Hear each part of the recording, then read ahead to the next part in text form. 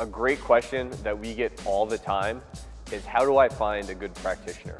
And it's tough. There's a lot of different practitioners with a lot of different philosophies out there, and it's hard to find the one that's going to be right for you. So we're just going to give you some advice when you're looking for that practitioner.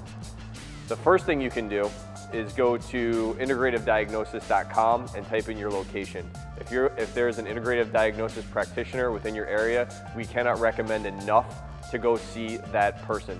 They are the best person to see to increase your range of motion in the clinic and decrease your pain. Anything short of that, we're gonna give you some questions. The first question that you need to answer is this person measuring my ranges of motion? There's a lot of practitioners out there that will go in, they'll treat you, but they're just gonna go based on how you feel. And to us, that's not enough. It's important, but it's not enough, because you can come in feeling great, but your range of motion has not changed or your function hasn't changed. And when you go back in the gym and start doing the same things that you were doing that got you hurt, you're gonna just get hurt again and put back on the shelf. So that person needs to be making sure that they're actually improving your range of motion before you leave the office every day. Now on top of that, they also need to be measuring your range of motion when you come in before they put their hands on you every day. There's a lot of treatments, a lot of modalities that you can use on a patient to increase the range of motion for a short amount of time. And that's great. It gives you a little window of increased range of motion and some decreased pain.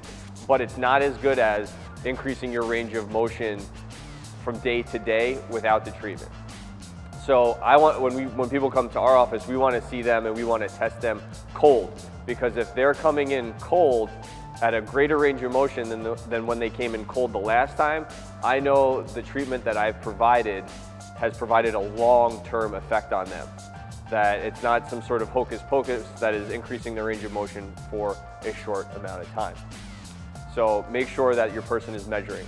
The second thing that's also very important is that that practitioner can relate to you, right? Odds are, if you're watching this, you do CrossFit. You lift, you run, you jump, you do a lot of ballistic movements, you do gymnastics. And so that practitioner better have a good idea as to what you're doing and what you're putting your body through in order to match the function that you need to what you're actually performing in the gym.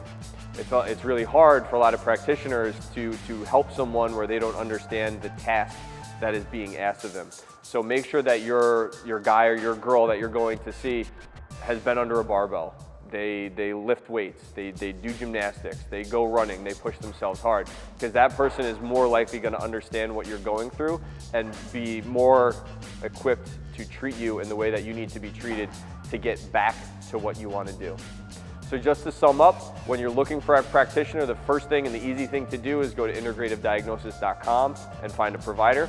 But the other things that you're going to look for in a practitioner is somebody that's measuring and remeasuring before and after treatment, and somebody that can relate to the activities that you're doing on a daily basis.